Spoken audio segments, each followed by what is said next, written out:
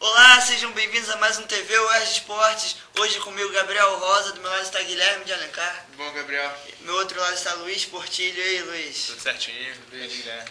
Bom, a Sul-Americana começou essa semana para os brasileiros e ontem o Vasco recebeu o Palmeiras, né, Guilherme? Como foi o jogo? Foi um bom jogo até, acima das expectativas. Quando eu vi a escalação, confesso que pensei, Sul-Americana deixa pra lá, vamos tentar não cair no brasileiro mesmo.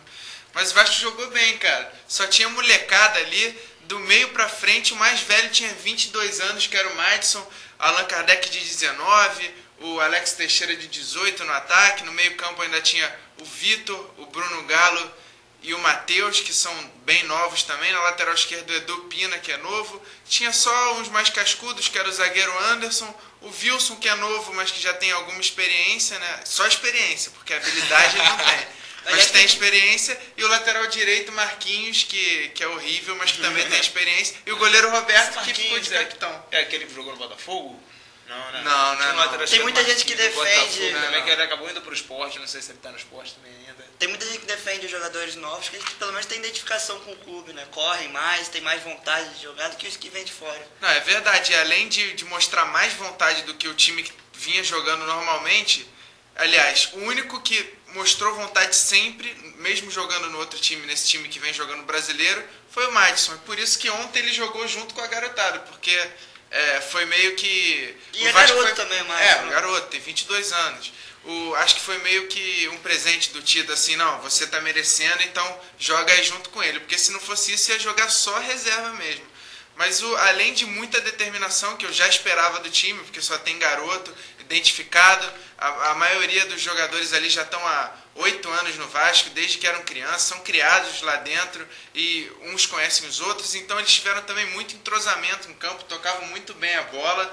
Eles não são grandes craques, um ou outro pode até vir a ser no futuro, mas hoje em dia eles não são grandes craques, eles são razoáveis, de razoáveis para bom, outros de razoável para baixo, outro de baixo para mais baixo ainda, mas eles mostraram um bom entrosamento, tocaram bem a bola, e o Vasco conseguiu vencer de 3-1 o Palmeiras, e o Palmeiras jogou com um time misto, né? Não foi um time totalmente reserva, tinha ali o Kleber, tinha a zaga titular, o Gustavo e o Gladstone, tinha o Sandro Silva no meio campo, o Léo Lima, não, deixa pra lá. Bom, o Léo Lima já teve passagem no Vasco já? Já. Começou no Vasco. Não, agora começou no Madureira e foi pro Vasco depois, junto com o Souza. E ele fez um caminho parecido com o Souza, foi acompanhando o Souza, Aí depois jogaram no viram que a Flamengo. dupla ali era meio complicada, mandaram que vai cada um pro lado. Mas o interessante do Vasco, se diz que esses meninos são criados no Vasco e criam uma identificação, também puderam. O Vasco tem uma escola, o Vasco tem uma estrutura bem armada para as divisões de base, que pode ser a arma do Vasco para sair dessa situação que o Vasco vive no brasileiro, que é complicada.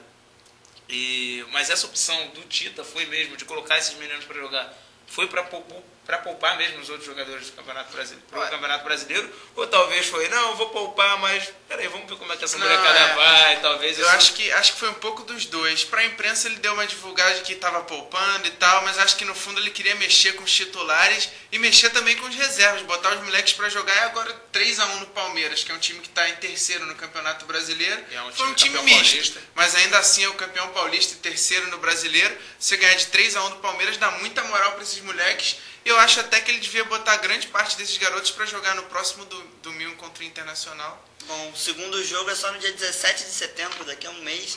O Vasco que domingo recebe o Internacional, com o D'Alessandro, Daniel Carvalho, Alex, Nilmar, e aquela zaga do Vasco ótima. No papel o time do Inter é excelente. Fernando. Verdade, ainda vem o Fernando, zagueiro que era do Flamengo, só para piorar um pouco mais a situação. Já o Botafogo, outro alvinegro do Rio, joga hoje com o Atlético Mineiro no Engenhão pela Sul-Americana também. E aí, Luiz? Botafogo que vem embalado, né?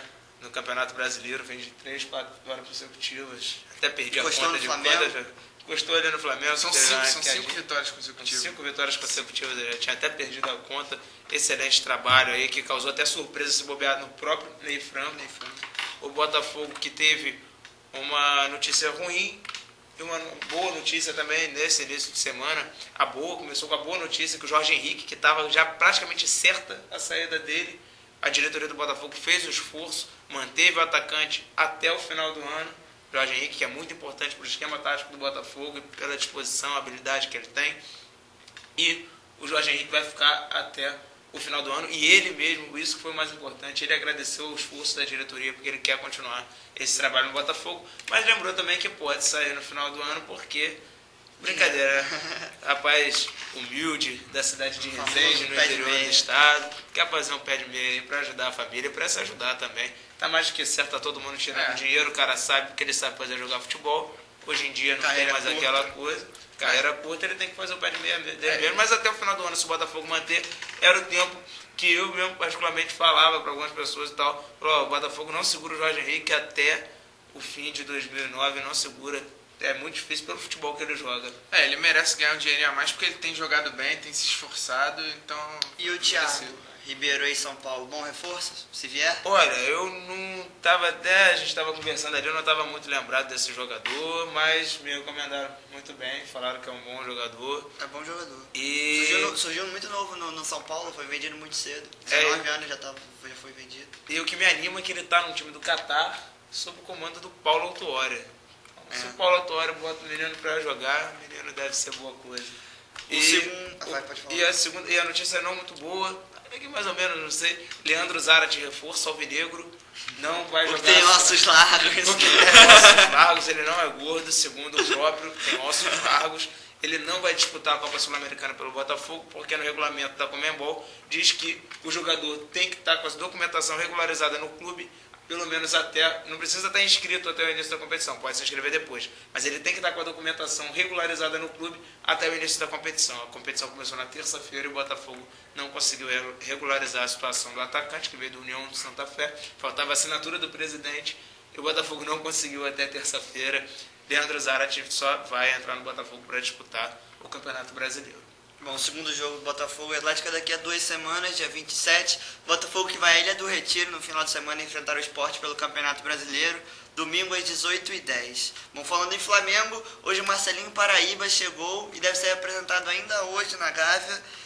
O Sambueza também, um meia argentino que jogava no Pumas, era do River, estava emprestado ao Pumas. Foi formado junto na mesma geração que o Dario Conca. Inclusive diziam que o Sambueza que ia dar certo e ficou rodando ali pelo futebol mexicano, argentino.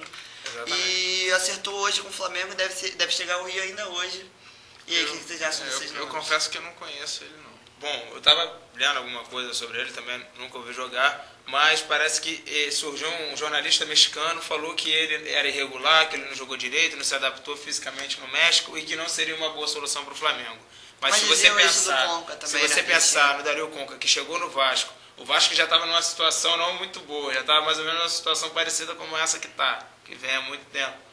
E o Renato Gaúcho não botava o Conca para jogar, ou seja, aí depois o Renato Gaúcho foi para o Fluminense e pediu a contratação do Conca, porque o Conca começou a jogar no Vasco. Jogou muito. Sabe? Então, ou seja, o Conca teve sim aqueles problemas de adaptação, mas depois que se adaptou, vem jogando futebol belíssimo. Então, eu acho que o Flamengo acertou em contratar esse. E outro exemplo é o Valdívia também, que os chilenos...